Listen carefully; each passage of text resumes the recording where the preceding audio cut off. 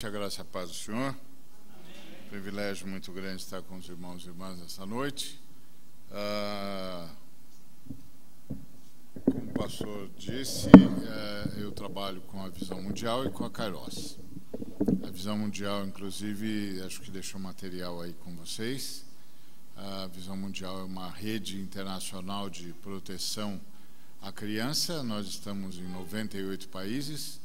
No Brasil, atuamos em todo o semiárido, desde o Vale do Jequitinhonha até a divisa com o estado do Piauí.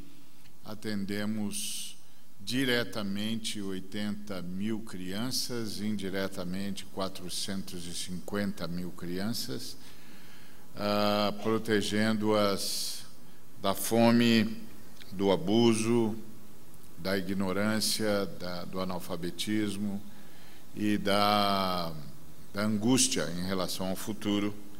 Então, se você quiser saber mais sobre a Visão Mundial, nós temos uma equipe que está presente aqui e que estará à sua disposição para isso. E como disse o pastor Jesus, eu também trabalho com a Kairos. A Kairos é uma associação de treinamento transcultural. Nós estamos em 25 países, levando o Evangelho de Nosso Senhor e Salvador Jesus Cristo, dando continuidade à obra que o pastor Valdemar começou. E nós estamos principalmente nos países pobres. Sempre preferimos os países pobres. Vamos aos países onde há até 5% de evangélicos, e dentro desses países optamos pelos lugares mais pobres, mais carentes.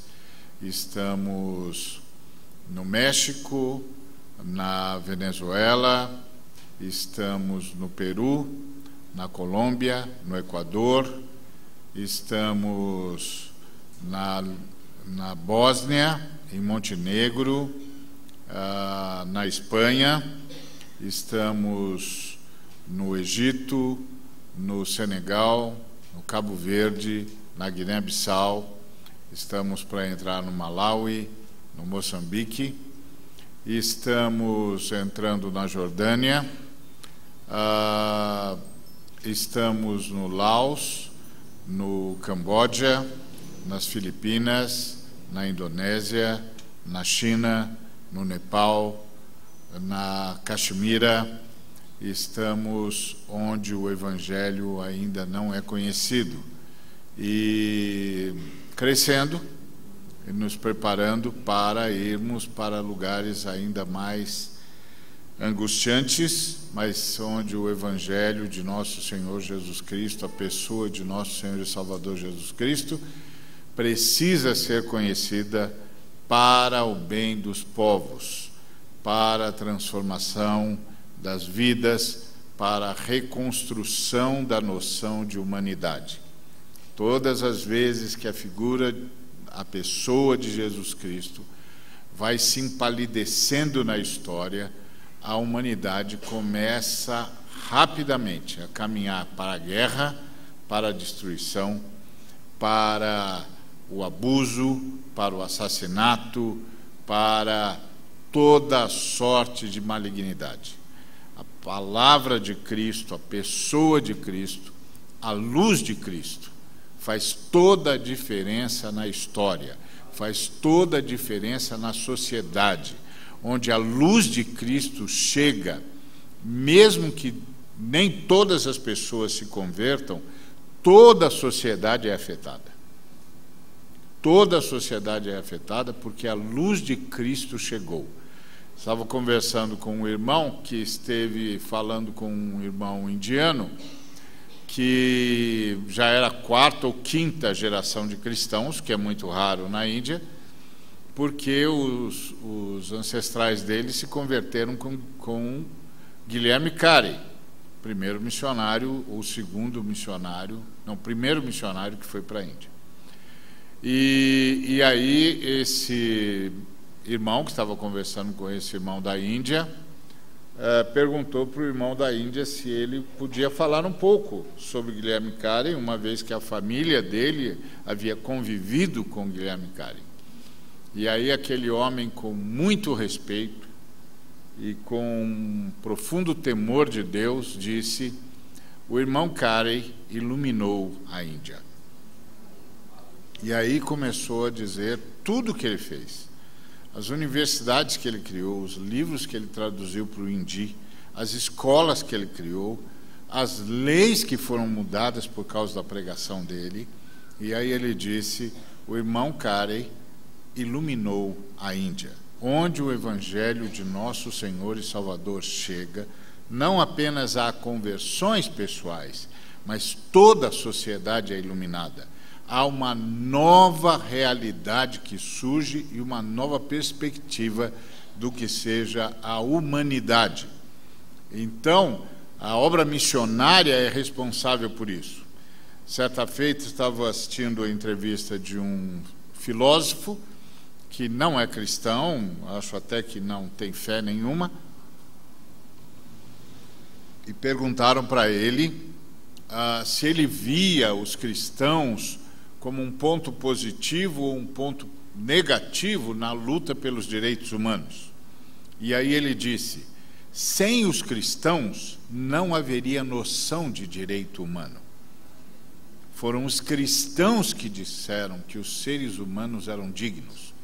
Antes dos cristãos, as mulheres eram objetos, as crianças eram mercadoria e os idosos eram um estorvo. Os cristãos mudaram isso. Eles disseram que todos eram iguais. Eles disseram que as crianças precisavam ser cuidadas e eles ensinaram que os idosos tinham de ser honrados. Sem eles, a noção de direito humano nem existiria.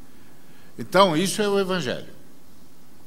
Quando você sai para pregar o Evangelho, você não apenas leva a mensagem da possibilidade da salvação pessoal, mas você leva a possibilidade de toda a sociedade ser iluminada pela mensagem do Cristo, pela pessoa do Cristo, mesmo que nem todos venham a se converter, porque o poder da presença de Cristo irradia uma nova realidade na sociedade. É uma coisa extraordinária, extraordinária.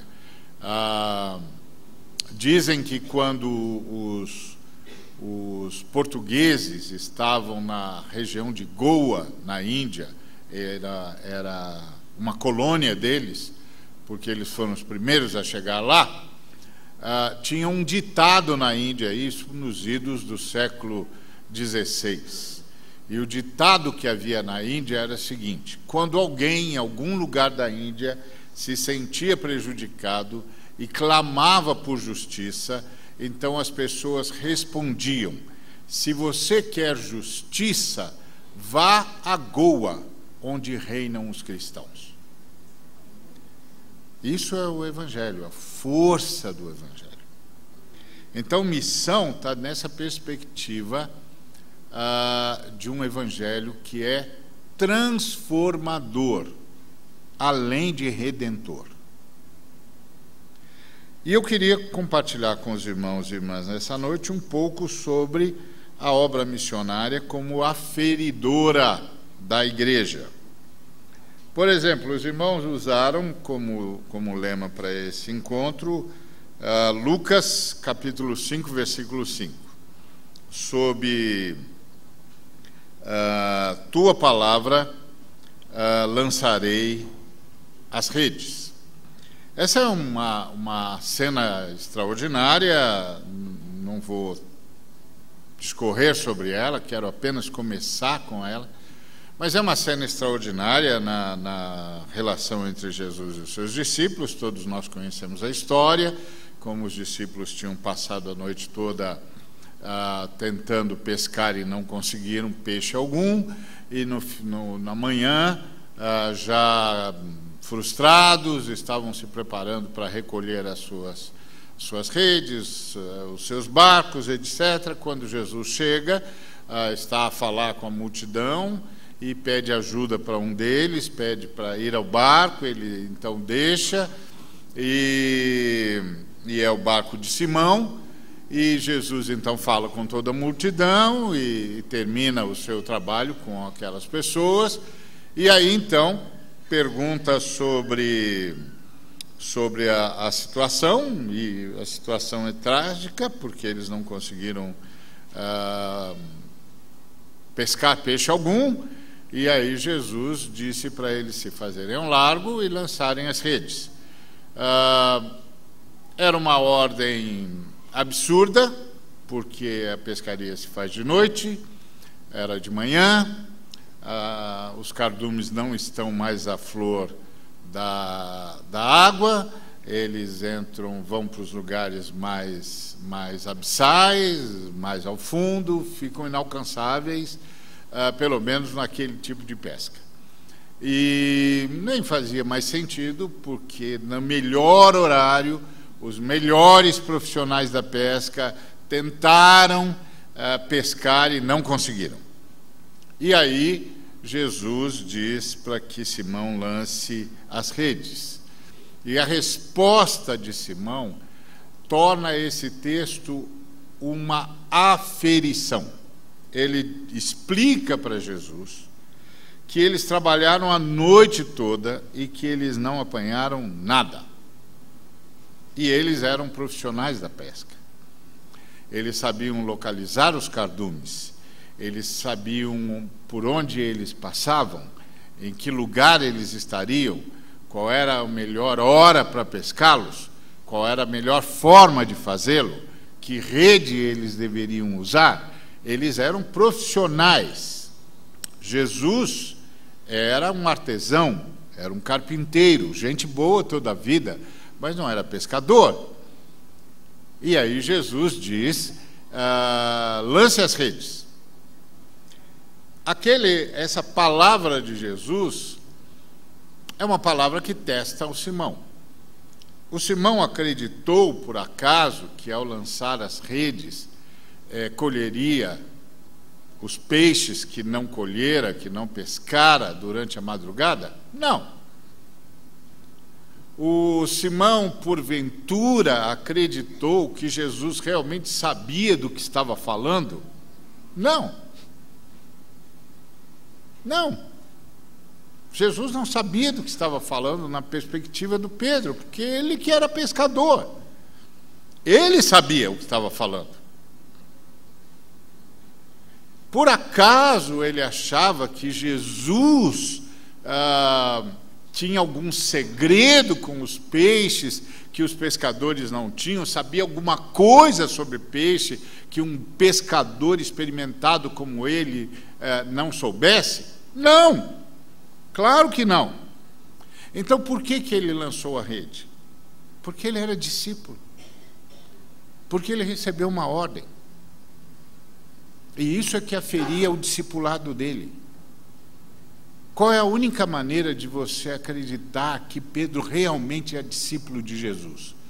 Ele obedeceu uma ordem que, do ponto de vista dele, era absurda. Ele obedeceu uma ordem que, do ponto de vista dele, não tinha nenhum parâmetro experimental. Nunca ninguém, em sã consciência, pescador como ele, que sabia tudo sobre aquela região como ele sabia, veio pescar de manhã. Então, por que ele lançou as redes? Porque ele era discípulo. Porque ele recebeu uma ordem. Ele recebeu uma ordem do mestre. E foi exatamente o que ele disse. Não tem nenhuma boa razão para lançar as redes.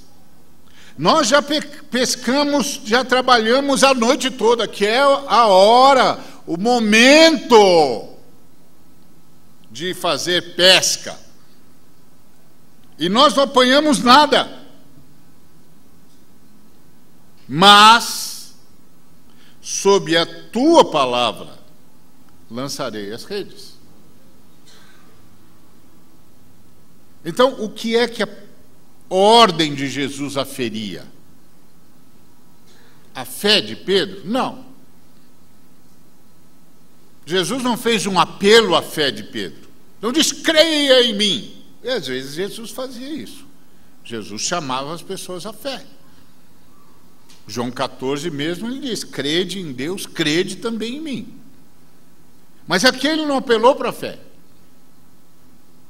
Ele não estava ferindo a fé de Pedro. O que é que ele estava aferindo? O discipulado de Pedro. A obediência de Pedro. O compromisso de Pedro. Não pediu que Pedro tivesse fé. Deu uma ordem. Deu uma ordem. Lance as redes. E o Pedro diz, olha, não tem nenhuma boa razão para fazer isso. Nenhuma boa razão. Mas sob tua palavra, sob a tua palavra, lançarei as redes. O que é que estava sendo aferido aqui? O que estava sendo aferido aqui era a relação entre Pedro e Jesus, entre Simão e Jesus. Se havia entre eles uma relação de obediência por parte de Pedro ou não. Se havia entre eles uma relação de autoridade reconhecida da parte de Pedro em relação a Jesus ou não. Vamos ver de que material esse Pedro é feito. E aí, lançar as redes não era um ato de fé, não era um ato de expectativa, não era mais uma tentativa, era um ato de obediência. O que ficou aferido aqui, e Pedro foi aprovado, é: este homem obedece ou não obedece o mestre? Responde ou não responde a sua palavra? Faz ou não faz o que o mestre lhe diz? É essa a aferição. E o Pedro foi aprovado. E eu queria conversar com os irmãos um pouco sobre a aferição que a missão é para a Igreja de Cristo, que está muito dentro dessa lógica de Pedro. Imaginem os amigos de Pedro vendo-o se preparar a rede para ser lançada, que não devia ser um negócio simples, e aí o amigo diz, por que você vai lançar a rede? E a única resposta que ele pode dar é, porque o mestre mandou. Você vai lançar a rede agora? É. De manhã? É. Você sabe que os peixes não estão mais aí, né? Sei. Sabe que a gente nem sabe onde eles estão, né? Sei. E você vai lançar a rede? Vou. E por quê? Porque ele mandou. Está vendo ele aqui? Então, ele disse para lançar a rede. E ele lançou e lançou sozinho. Os outros ficaram assistindo. Eles só vieram depois, quando Jesus operou o milagre, que é uma história extraordinária, mas que nós vamos deixar, quem sabe, para uma outra oportunidade. Hoje eu queria conversar com os irmãos sobre a missão como aferidora da igreja. E o texto que eu quero convidar os irmãos para meditar, tendo este como inspiração, está em Atos dos Apóstolos, capítulo 1, versículo 8, que todos os irmãos conhecem, e o pastor Jesus começou citando-o ao falar da visão da igreja. Mas recebereis poder ao descer sobre vós o Espírito Santo, e sereis minhas testemunhas, tanto em Jerusalém como em toda a Judéia e Samaria e até aos confins da terra. Que palavra é essa? Esta é uma palavra de ordem? Não. Essa não é uma palavra de ordem. Que não tem ordem nenhuma. Que ordem que tem aqui nessa palavra? Nenhuma. Tem algum façam isso aqui? Não. Tem algum verbo de ação humana aqui, como quem responde a uma ordem, tipo que Jesus deu para Pedro, lança as redes? Não. O que tem aqui? O que tem aqui é uma profecia. Jesus fez uma profecia. Ele tinha dado uma ordem mesmo. Ele tinha dado ordem para que os seus discípulos ficassem em Jerusalém, até que do alto fossem revestidos de poder. Um dos discípulos vira para Jesus e disse: será porventura nesta época em que o Senhor há de restaurar o reino a Israel? E Jesus responde a esse discípulo dizendo: não vos compete saber tempos ou épocas que o Pai reservou para sua exclusiva autoridade. E aí Jesus então dá uma profecia.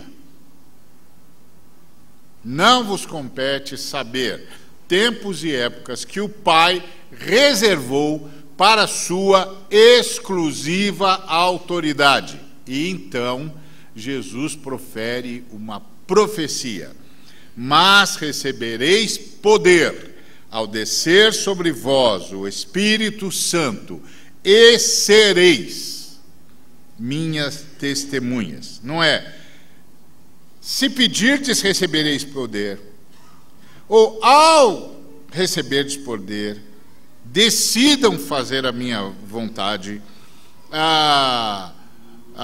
atentem para tudo que eu falei. Não.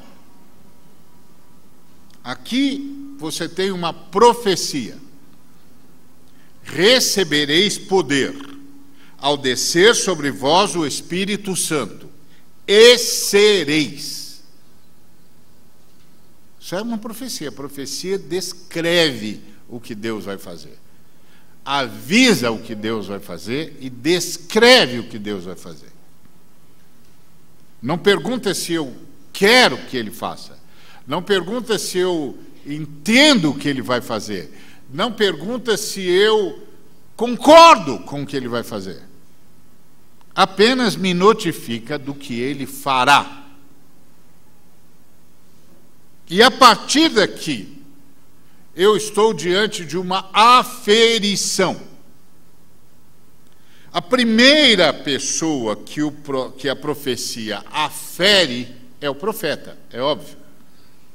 Se é verdade ou não é verdade. Se vai acontecer ou não vai acontecer. Então Jesus agora está atuando no seu ministério profético. E ele emite uma profecia: recebereis poder ao descer sobre vós o Espírito Santo, e sereis minhas testemunhas, tanto em Jerusalém, como em toda a Judéia e Samaria, e até os confins da terra. Então a profecia é muito simples. Ele tinha dado uma ordem: fiquem em Jerusalém, e aí ele disse o que é que vai acontecer. Vocês vão receber poder, vocês vão ser minhas testemunhas, e vocês vão se espalhar pelo mundo. Vocês vão ser espalhados pelo mundo. É isso que está aqui. Vocês vão receber poder. Vocês serão minhas testemunhas e vocês serão espalhados pelo mundo. Quando? A partir da descida do Espírito Santo. É isso que está escrito aqui. Isso é uma profecia. Se é uma profecia, é uma aferição. Primeiro afere o profeta. Depois afere os seguidores do profeta, que nós sabemos que é profeta porque está exercendo seu ministério profético, mas que de fato é verdadeiramente Deus e verdadeiramente homem. Amém? Então, mas os discípulos ainda não sabiam. Embora Pedro tivesse confessado que Jesus Cristo era Deus, quando disse: tu és o Cristo, filho do Deus vivo, que está registrado em Mateus 16, eles não tinham essa consciência plena. Foram tendo depois que Jesus Cristo é Deus. Embora João Batista tivesse dito: ninguém jamais viu a Deus, o Deus unigênito que estava no seio do Pai foi quem o revelou. E apontou para Jesus. Ele é o Deus unigênito, que estava no seio do Pai. Ele que está revelando Deus para nós. E aí o João Batista está informando todo mundo que Moisés estava certo. Em Deus há mais de uma pessoa. Porque foi isso que Moisés disse. Está certo?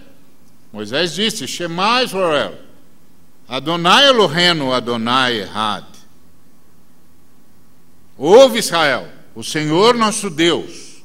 O Senhor é uma comunidade, porque é isso que significa a palavra Echad. Ouve, Israel, Shema Israel, Adonai Eloheinu, Adonai Echad. E os judeus nunca tinham entendido o que Moisés falou. Como Deus é uma comunidade? Como Deus é uma comunhão? Como Deus é um conjunto? Porque é isso que a palavra Echad significa. E João Batista foi o primeiro que disse: em Deus há mais de uma pessoa, o Pai e aqui, o Filho, o Deus unigênito que estava no seio do Pai, o Deus Filho que estava no seio do Pai. E mais tarde Jesus nos informou que eles não eram dois, eles eram três. Que lá em João 14 ele disse: quando eu for, o Pai vos enviará o outro Consolador. Nós somos três. Echad, o que era a comunidade que Moisés falou. Quem compunha essa comunidade? O Novo Testamento revela: o Pai, o Filho e o Espírito Santo. Shema Israel, Adonai Eloheinu, Adonai Echad. Ouve, Israel, o Senhor nosso Deus é uma comunidade, porque a palavra está traduzida por único, mas é a tradução da palavra Echad. Não é a tradução da palavra Yahid. Yahid é a palavra que os hebreus usam para peça única. Isso aqui é Yahid, uma garrafa. Mas um cacho de uvas é Echad. Um conjunto. Então, nós sabemos de quem nós estamos falando. Estamos falando de Jesus, uma das pessoas da Trindade. Mas aqui ele está no ministério profético. E aí vai ser aferido. E ele foi aprovado. Porque 10 dias depois que ele falou isso, o Espírito Santo veio. Exatamente como ele disse que viria. O Espírito Santo veio 10 dias depois. Desceu sobre eles, como ele disse. Então ele estava aprovado como profeta. Se cumpriu, do jeito que ele falou. 10 dias, só 10 dias. É verdade que ele falou isso para para cerca de 500 pessoas, e só 120 estavam lá. Só 120 acreditaram na profecia e obedeceram à ordem.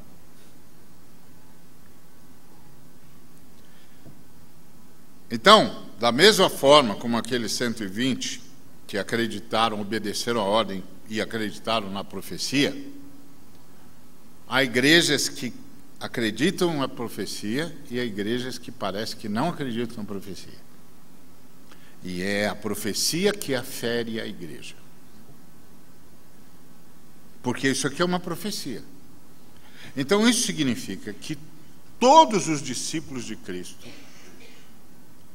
todos os discípulos de Cristo e todas as comunidades cristãs vão ser espalhadas pelo mundo.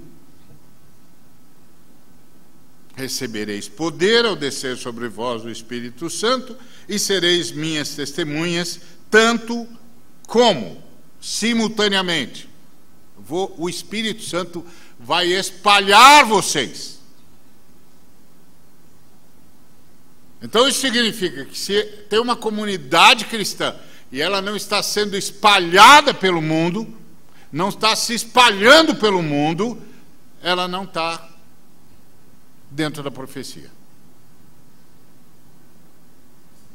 Você pergunta, tem de perguntar para toda a comunidade cristã: em que partes do mundo vocês estão espalhados? Ah, nós não estamos espalhados em lugar nenhum. Ué, então vocês não fazem parte da profecia. Vocês não estão alinhados à profecia? O Espírito Santo não espalhou vocês?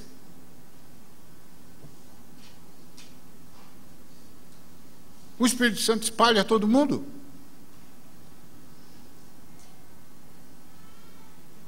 Leva missionário para tudo quanto é canto. Vocês não foram espalhados? Não. Tem certeza que vocês são cristãos? Vocês são da igreja de Cristo mesmo? Não somos. Mas por que vocês não foram espalhados? Então Jesus disse: recebereis poder. 10 dias, 10. Em 10 dias a profecia dele se cumpriu. O Espírito Santo veio. 10 dias. E começou o trabalho de espalhação. E Jesus, você tem de lembrar que quando Jesus disse essas palavras, ele estava lá no centro do mundo. E os confins da terra eram, ao oriente, a China, e ao ocidente, as Américas. Nós somos os confins da terra. Então Jesus, a profecia de Jesus se cumpriu mesmo. Glória a Deus. Porque a mensagem dele chegou aos confins da terra, chegou até as Américas, no ocidente, que é o confim da terra. O que tem depois da gente para o ocidente? Nada, já é oriente depois da gente. Nós somos os confins ao ocidente. O sujeito diz: eu vou para as Américas, ele vai para os confins da terra. Se ele estiver no centro da terra, confins da terra. Se o sujeito estiver lá no centro e disser: eu vou para a China, vai para os confins da terra, do outro lado. Então, o que caracteriza uma igreja de Cristo? O que caracteriza uma igreja de Cristo é que ela foi espalhada pelo Espírito Santo. Agora, o Espírito Santo, para espalhar uma igreja, ele faz algumas coisas. Primeiro, ele desce sobre. Bom, sem o Espírito Santo não tem igreja. Isso é óbvio ululante. Quem não tem o Espírito Santo não é da igreja. Pode ser até da instituição, mas não é da igreja. A igreja de Cristo é aquela que vai ser arrebatada. Na hora H, o sujeito não é arrebatado, diz: por que eu fiquei? Você não era da igreja. Não, mas eu era da instituição. Ah, companheiro, esqueceram de te avisar que para ser da igreja tem de nascer de novo? Ninguém falou isso para você?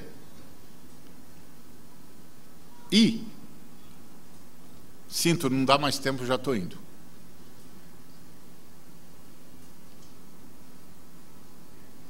Da igreja, não da instituição. Eu não tenho nada contra instituição, não, eu também faço parte de uma. Aliás, de várias. Não é disso que eu estou falando. Estou falando do que é ser cristão. Nascer de novo. Então o Espírito Santo vem. Sem o Espírito Santo não tem igreja. Então o Espírito Santo vem e aí desce sobre nós e em nós. É quase como se você fosse, se tivesse numa caixa enorme. Então você está lá no fundo da caixa, só está você na caixa, a caixa está vazia e você lá no chão da caixa olhando lá para cima, onde é a borda da caixa, por onde você vai sair, se sair. Aí quando você está olhando para a borda da caixa, começa a cair água. Mas não começa uma gotinha. De repente a caixa toda está cheia de água. Então a água desceu sobre você. E aí você pode fazer duas coisas: tentar nadar para sair, ou simplesmente pronto. Agora a água está sobre você e em você. O Espírito Santo veio sobre nós e nós fizemos. Pronto, fomos batizados no Espírito Santo e com o Espírito Santo. E isso fez de nós a Igreja de Cristo. Então nós recebemos o quê? Poder. Qual o primeiro poder que nós recebemos? Primeiro, o poder da ressurreição. Nós ressuscitamos, né? A gente estava morto em delitos e pecados, nosso espírito estava morto e nós ressuscitamos.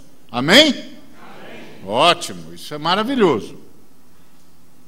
Isso é maravilhoso. Mas quem ressuscitou? O espírito. Estava morto. Mas quem ressuscitou?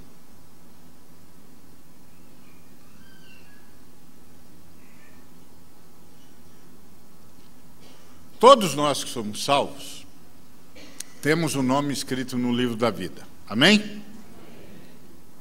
Esse nome que está escrito no livro da vida é desde a fundação do mundo. Amém? Muito bem. Qual o nome que está escrito no livro da vida? O nome que o seu pai deu para você, ou o nome que você só vai saber quando chegar a pedrinha branca com o nome que espera você? Que nome está escrito no livro da vida? O meu nome é Ariovaldo, que meu pai me deu, ou o nome que a Trindade me deu e que eu vou descobrir quando eu receber a pedrinha branca, onde está escrito o meu verdadeiro nome? Pois é, o nome que está escrito no livro da vida não é Ariovaldo. Ariovaldo é o nome que meu pai me deu. O nome que está escrito no livro da vida é o nome que eu vou saber lá na pedrinha branca. Então, quem ressuscitou foi esse moço da pedrinha branca. E todo o trabalho do Espírito Santo é para fazer o Ariovaldo se submeter a essa nova realidade que agora está nele, que é o seu espírito ressurreto, que tem o seu verdadeiro nome e a sua verdadeira identidade. E que existe a semelhança de Jesus. Então, o primeiro poder que eu recebo é de ser a pessoa que eu existo para ser. Eu não existo para ser o Ariovaldo. Eu existo para ser essa pessoa cujo nome Deus escreveu no livro da vida. E o Espírito Santo ressuscitou o meu espírito estava morto, ele ressuscitou meu espírito, uniu meu espírito a Cristo, e o nome que eu tenho agora é o que me aguarda na pedrinha branca. Então o Espírito Santo que se uniu ao meu espírito, agora começa a me transformar na pessoa que eu existo para ser. E a característica da pessoa que eu existo para ser é que ela é semelhante a Jesus Cristo. E a característica da pessoa que eu existo para ser é que ela manifesta o fruto do Espírito Santo que habita com ela. Por isso, quando a gente encontra cristãos que não manifestam o fruto do Espírito, às vezes a gente fica perguntando: o que está fazendo, o que está acontecendo com você, irmão? Você não está sendo transformado na pessoa que você existe para ser?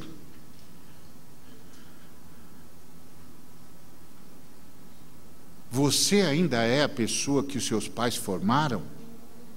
Que a sua cultura formou?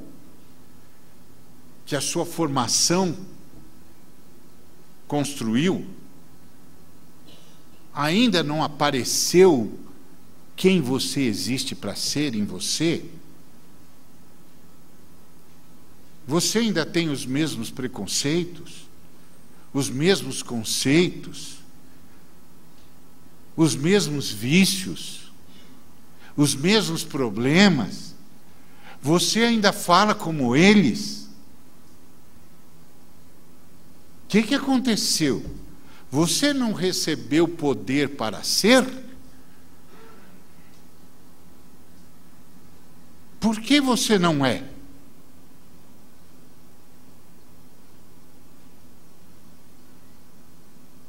Essa é a pergunta.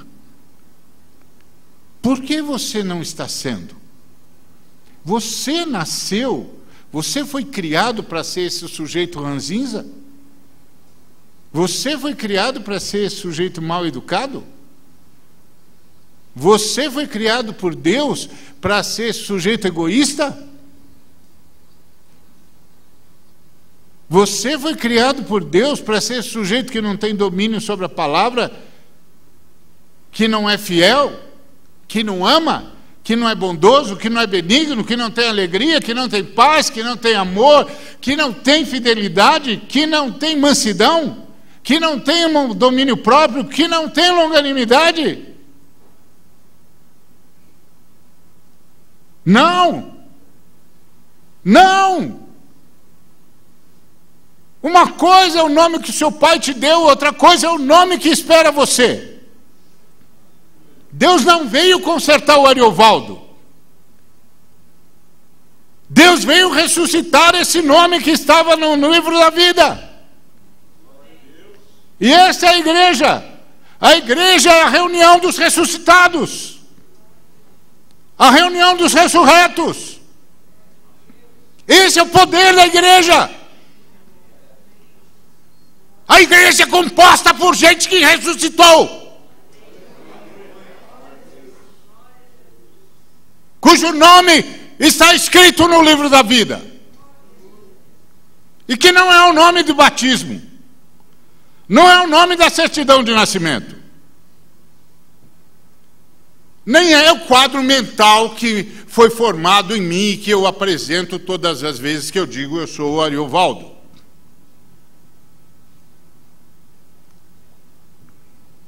Por isso eu preciso ser transformado. Jesus Cristo não veio melhorar o Ariovaldo.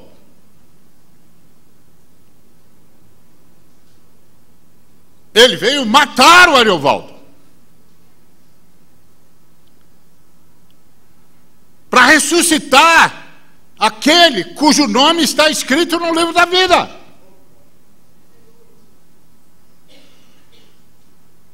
E aí esta pessoa que agora usa o nome de Ariovaldo por empréstimo, temporariamente, vai ficando cada vez mais parecido com Jesus de Nazaré, que verdadeiramente viveu como era para viver. Isso é a fé cristã. Recebereis poder, ressurreição. Então essa é a primeira aferição. Você é cristão? Sou. O Espírito Santo veio sobre você? Veio. E está em você? Está. Você está ficando cada dia mais parecido com Jesus de Nazaré? O fruto do Espírito aparece todo dia em você? Amor, paz, alegria, bondade, benignidade, mansidão, fidelidade, longanimidade, domínio próprio.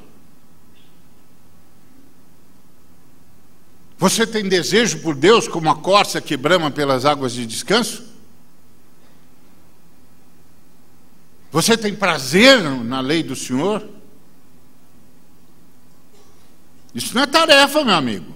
Prazer não é tarefa. Prazer é desejo. A fé cristã não é uma fé de tarefas. É uma fé de poder. O camarada estava na religião dele, e aí ele chegou para o líder da religião dele e disse: não estou bem. O líder disse: também? Não vejo você aqui recitando os mantras, fazendo as meditações, por isso você não está bem. Ele mudou de religião. Aí chegou para o líder da nova religião e disse: não estou bem. Ah, também não vejo você aqui rezando 5 vezes, olhando para a cidade certa, não vejo você dando esmolas, fazendo jejuns, é logo que você não está bem. Mudou de religião. Aí um dia chega de novo para o líder novo, o novo líder e o líder da nova religião e diz: não, está bem. Também não vejo você aqui estudando, tomando os passes, dando passagem para as entidades, desenvolvendo sua mediunidade, é por isso que você não está bem. Aí um dia ele se converteu. E aí ele chegou para o pastor, para a pastora dele e disse: eu não estou bem. O que foi que a pastora e o pastor dele disseram? Se disseram algo semelhante ao que os outros líderes falaram, é só uma religião.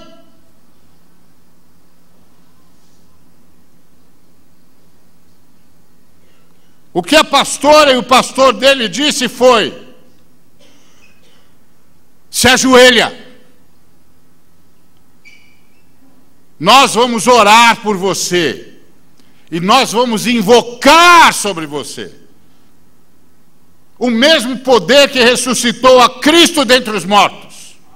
E o poder que ressuscitou a Cristo dentre os mortos e que opera eficazmente nos que foram salvos por Ele, vai ressuscitar você, vai libertar você, vai recuperar a sua espiritualidade, vai recuperar o seu espírito. Porque esse é o caminho. Quando a pessoa que Cristo ressuscitou em mim, que era o que eu existo para ser, ressuscitou, eu fui aprendendo que o meu corpo não servia mais ao Ariovaldo, tinha de servir a essa pessoa que está em Cristo.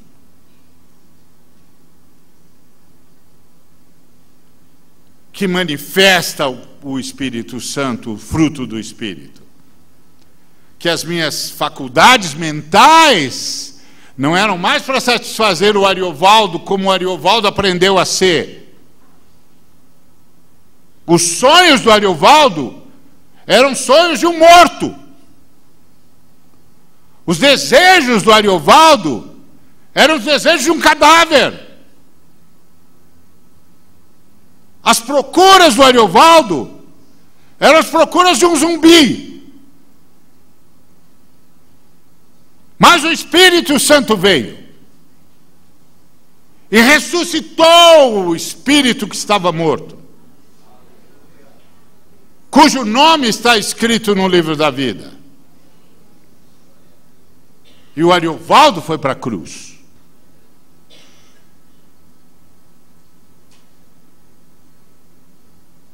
E um novo homem surgiu. Uma nova criatura surgiu. Que vai crescendo, vai sendo renovado à semelhança daquele que o criou. Esse homem interior é o que agora tem o direito sobre as faculdades mentais que antes serviam ao Ariovaldo e aos seus vícios, às suas idiosincrasias, às suas torturas culturais, seus equívocos. A primeira coisa que o Espírito Santo nos trouxe foi poder. Poder para ser testemunha de Cristo. O Ariovaldo não pode testemunhar Cristo.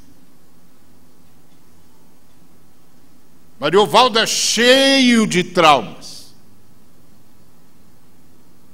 Cheio de manias. De preconceitos. O Ariovaldo ama a sua etnia, como se a sua etnia fosse superior às outras. Ama a sua família como se a sua família fosse melhor que as outras famílias. Ama a sua cultura como se a sua cultura fosse a melhor cultura do mundo.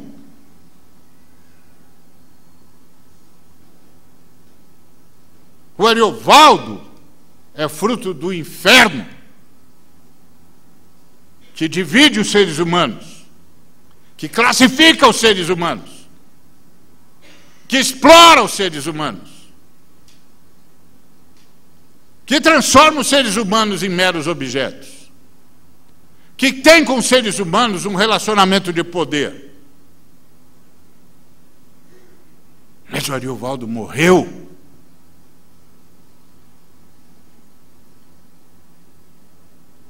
E o Espírito Santo trouxe à luz o ser que eu existo para manifestar e para ser,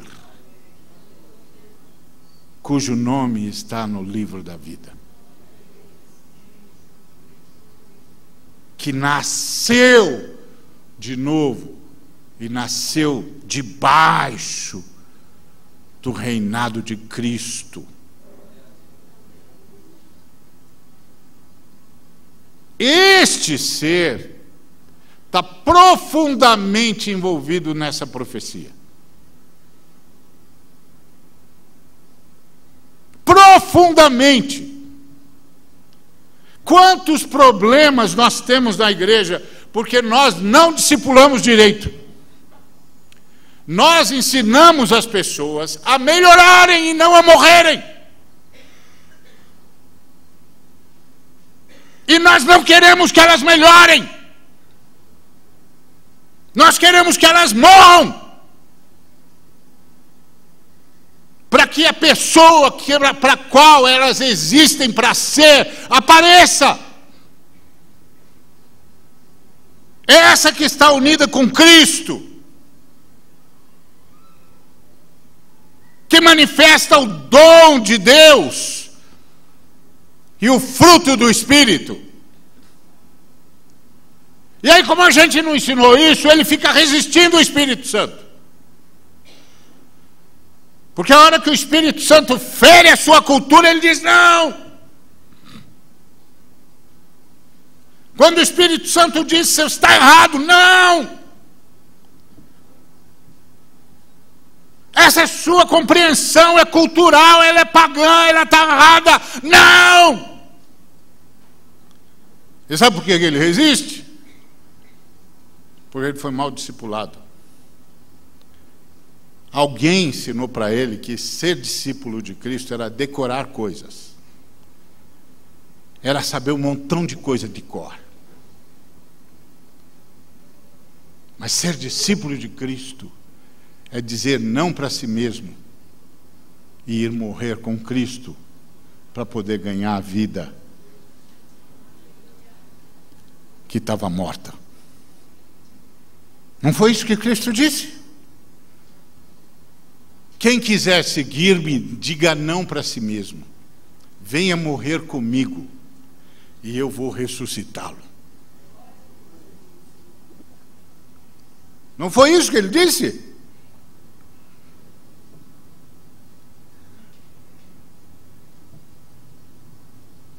Por isso que tem um bocado de crente que não consegue ficar casado, porque o Ariovaldo não consegue mesmo.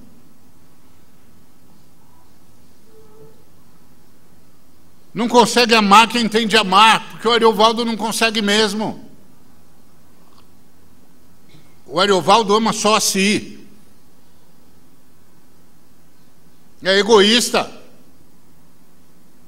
autossuficiente, vaidoso. Vai amar alguém? Como é que um egoísta pode amar? Um egoísta é um idólatra.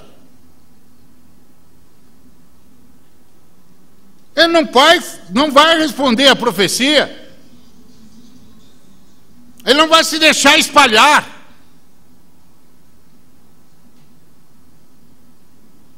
Ele vai reproduzir Nimrod, que mobilizou os seres humanos para não serem espalhados por Deus.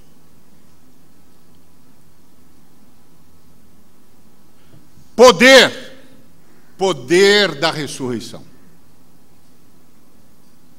E aí, juntamente com esse poder, os dons e os serviços.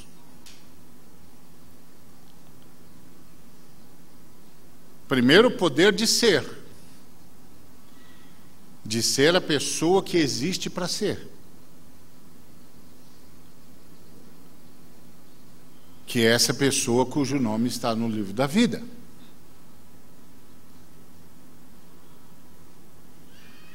Então, esse é o primeiro poder, o poder da ressurreição.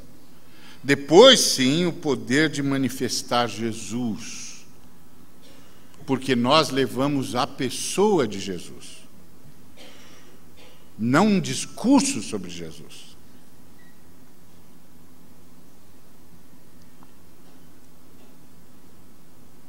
A gente vai lá para mostrar Cristo através de nós. Nós não levamos pessoas a Cristo, nós levamos Cristo às pessoas.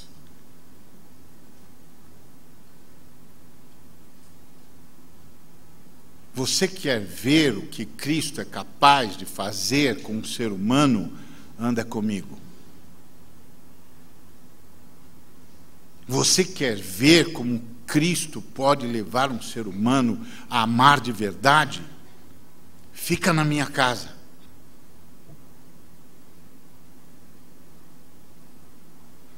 Você quer ver como Cristo consegue fazer com que um ser humano transforme tudo que faz num culto verdadeiro ao Eterno, Pai, Filho e Espírito Santo? Trabalha comigo.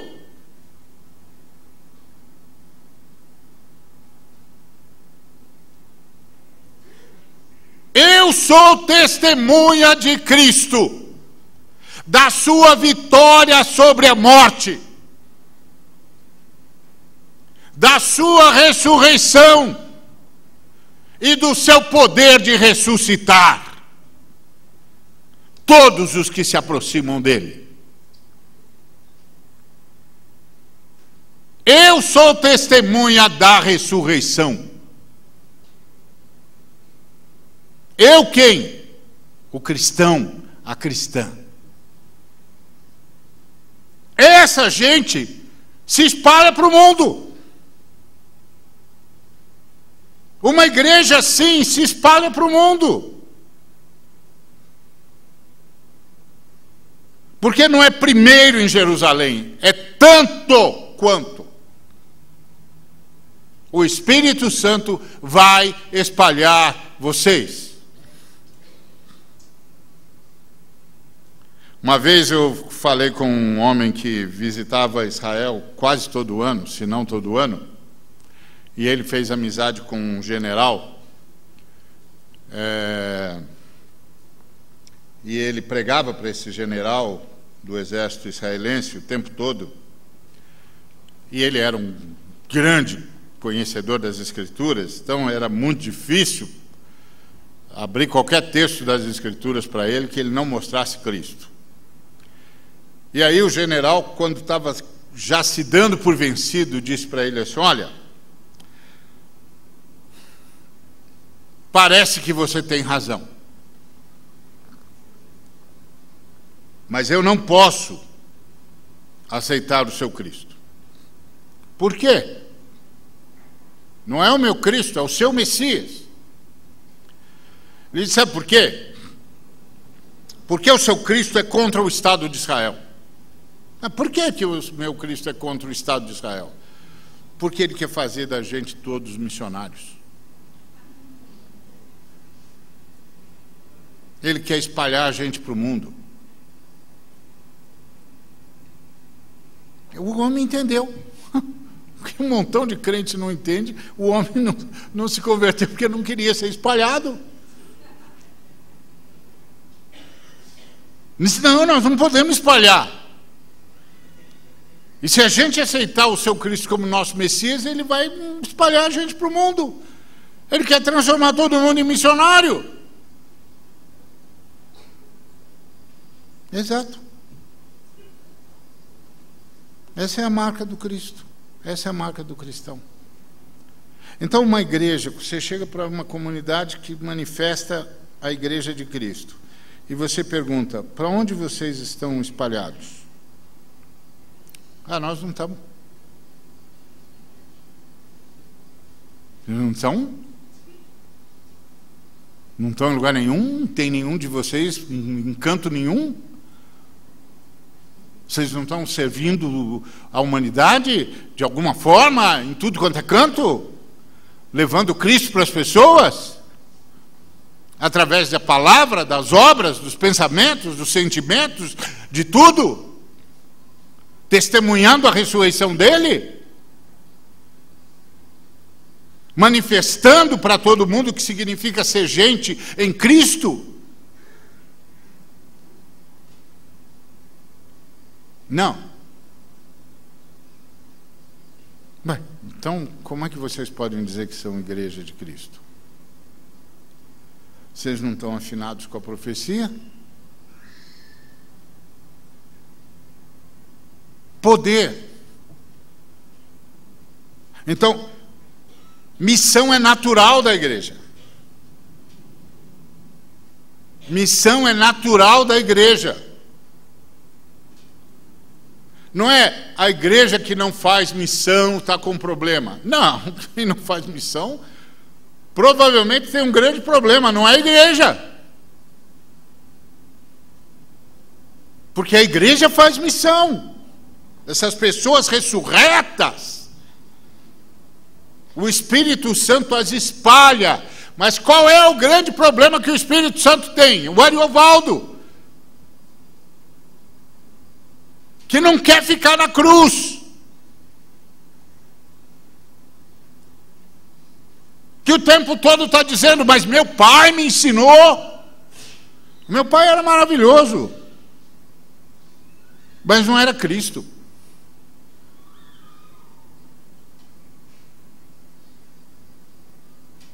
Na minha família é ótima, mas não é a Trindade. Não é a família eterna. Eles formaram um Ariovaldo, que Jesus veio matar.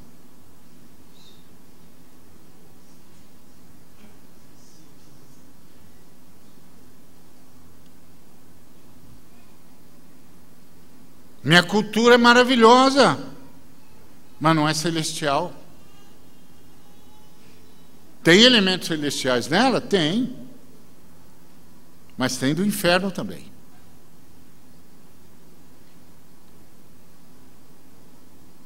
E quem é idôneo para fazer essa distinção? E o que é verdade para ela é verdade para todas as culturas.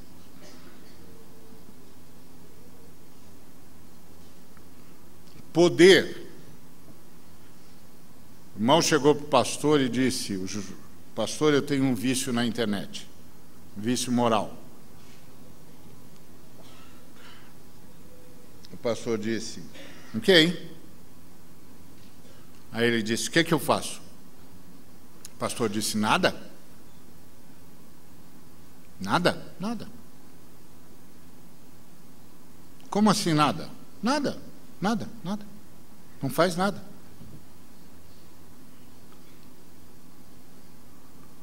Pastor, como assim?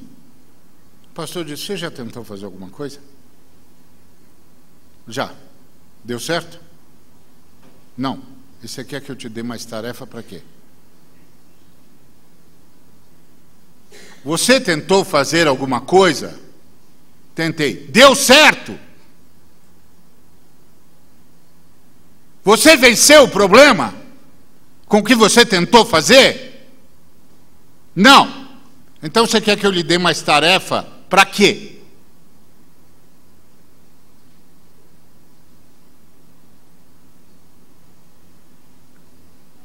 Você é um escravo.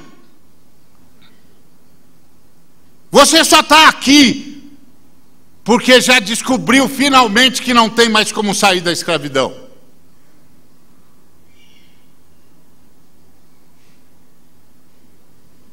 Então não tem nada que eu possa fazer? Não.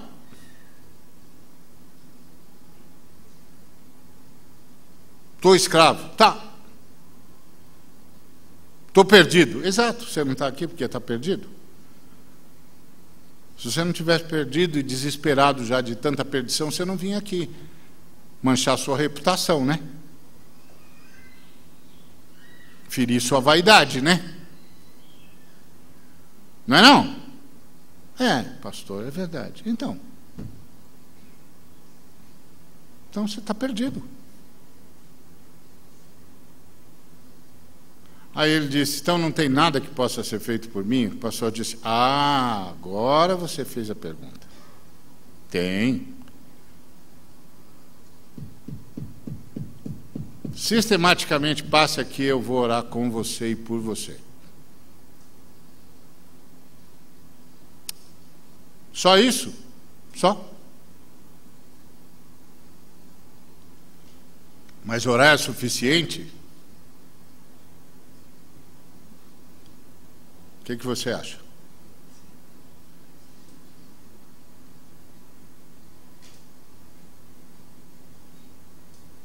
Essa resposta vai dizer tudo sobre você. O que você acha?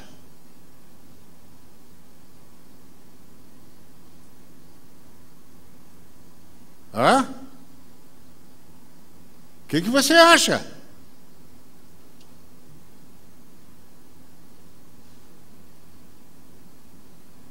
Orar é falar com alguém.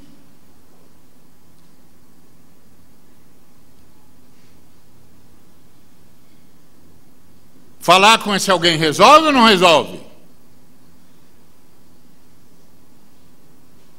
O que você acha? Isso define tudo sobre você e sobre a sua relação com o seu Deus.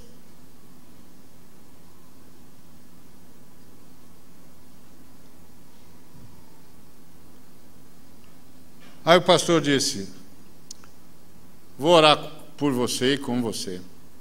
O Espírito Santo vai levar você primeiro vai levar você ao arrependimento, porque você ainda não se arrependeu.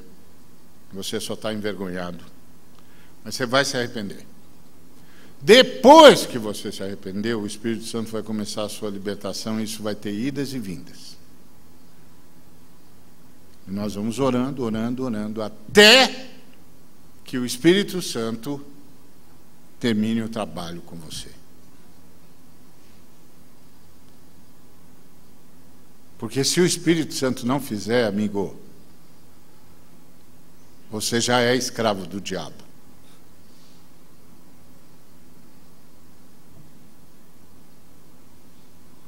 Ele já ganhou muito terreno na sua vida. A sua vaidade, a sua soberba, o seu orgulho pode dizer não. Mas todos os demônios estão rindo do seu não.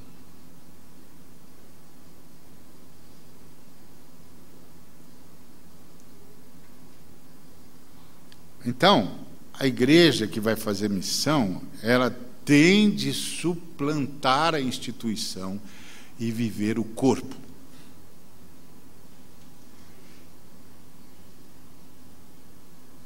O corpo é ressurreto.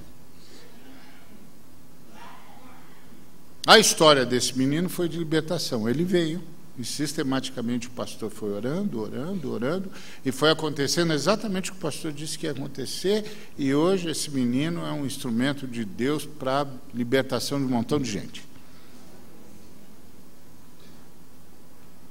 Porque oração, irmãos, não é o que a gente diz, é o lugar onde a gente vai.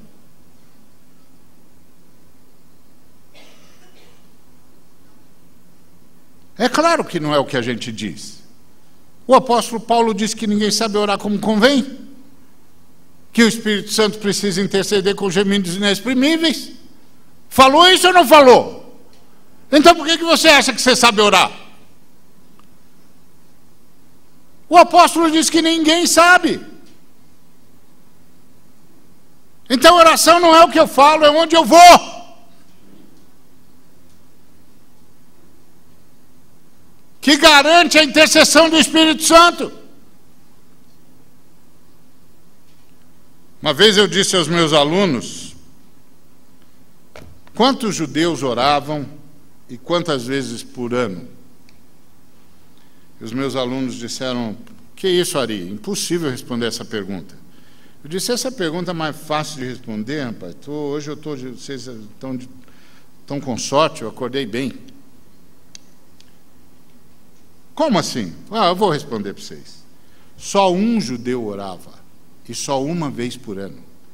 Porque só um judeu entrava no Santo dos Santos, e só entrava uma vez por ano, o sumo sacerdote. Todas as outras orações ficavam à deriva da oração dele. Se a oração dele não fosse ouvida, é porque Deus não perdoou a nação. Se Deus não perdoou a nação, um ano de oração se perdeu. Só um orava. Aí Jesus Cristo entrega-se no Calvário. E o véu é rasgado de cima para baixo. Por que você acha que ele fez isso? Para você poder orar. Porque oração é no Santo dos Santos. É na presença do Altíssimo. E só é possível ir lá pelo novo e vivo caminho, que é o sangue de Jesus Cristo. Orar adianta? Se orar for só a declamação de uma poesia, não adianta. Se orar for a articulação de um discurso muito bem feito, na tentativa de convencer Deus de que um ser tão genial como eu deve ser ouvido, não adianta. Mas se orar é entrar no Santo dos Santos, e ainda apoiado pela intercessão do Espírito Santo, com gemidos inexprimíveis, o que você acha?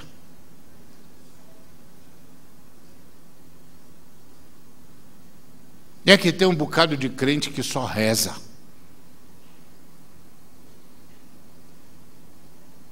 Não acredita mais que entra no Santo dos Santos. A igreja entra no Santo dos Santos. A igreja é a reunião dos ressurretos. E a reunião dos ressurretos, o Espírito Santo espalha pelo mundo.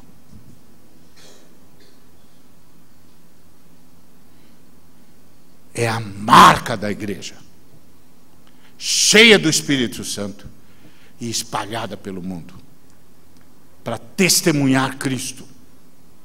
Para que todos vejam Jesus de Nazaré, o Cristo, verdadeiramente Deus e verdadeiramente homem, que abandonou a sua glória e se fez homem e nós vimos a sua glória, a glória do único Filho de Deus. E agora o Espírito Santo, por causa da vitória dele na ressurreição, me ressuscitou. Eu estava morto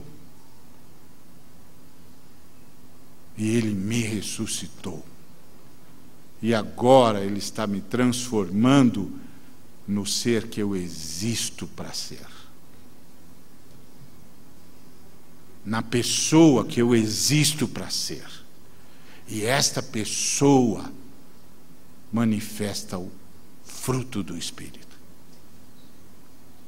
E o que é verdade para mim é verdade para todos os meus irmãos e irmãs. O problema é que meus irmãos, minhas irmãs, como eu, muitas vezes resistimos ao Espírito Santo e ele não pode nos transformar. Porque nós dizemos não, e nós estamos dizendo não a nós mesmos. Porque nós estamos dizendo, não quero ser o ser que eu existo para ser. Não quero ser a pessoa que eu existo para ser. Não quero ser a pessoa que eu fui criado para ser. Que se renova a cada dia à luz daquele que o criou, Jesus de Nazaré, para quem todos nós, com olhos desvendados, contemplando como por espelho a sua glória, somos transformados à sua imagem. 2 Coríntios 3,18. Então, missão é aferição, irmãos. Não é mero trabalho. É aferição. Se não está havendo missão, tem problema. E aí é bom pesquisar a profundidade do problema. A profundidade desse problema. Que tem a ver com a relação entre cada pessoa e todas elas com o Espírito Santo. E aí você tem um bocado de gente que jura que é crente e que nem o diabo gosta de se sentir amigo. Porque o diabo sabe, traiu a Deus, vai trair a mim também.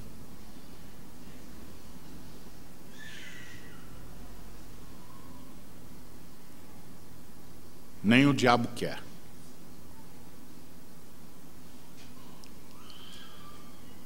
Porque não entendeu o que é a igreja e não entendeu o que é salvação. E se você não entende o que é salvação, você nunca vai entender o que é missão. Nunca. Porque vai parecer apenas a pregação de uma ideologia.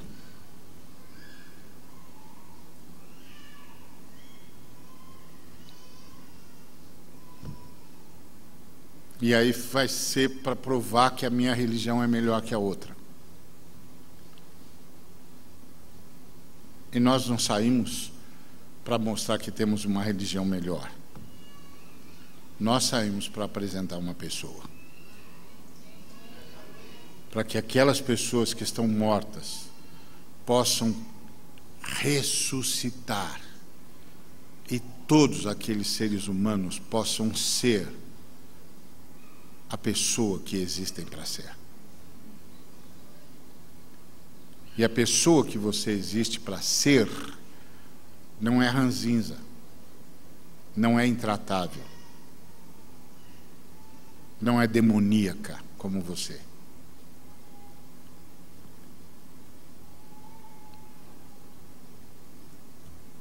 Isso aí não era o que era para você ser. Essa escravidão não era para você ter. Esse escárnio não era para você manifestar.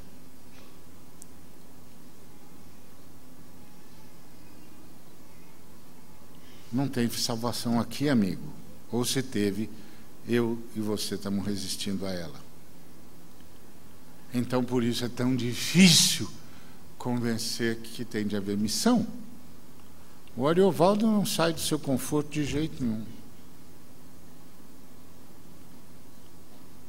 Mas este ser que agora usa o nome de Ariovaldo por empréstimo, não consegue ver mais conforto aqui. É outra história. Que Deus continue fazendo de vocês uma igreja espalhada pelo mundo. E que Deus possa ter em cada um de nós a pessoa que Ele criou a gente para ser.